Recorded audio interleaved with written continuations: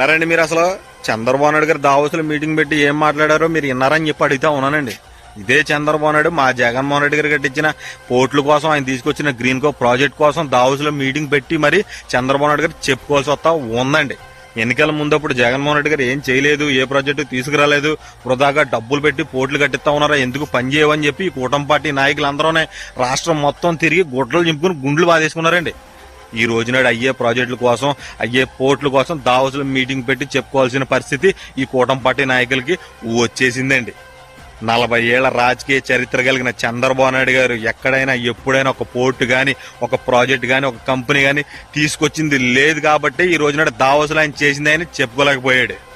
జగన్మోహన్ రెడ్డి గారు తీసుకొచ్చిన కంపెనీల పోర్టు కోసం ఈ రోజునాడు దావోసులో చెప్పుకోవాల్సిన పరిస్థితి చంద్రబాబు నాయుడు గారికి వచ్చేసిందండి.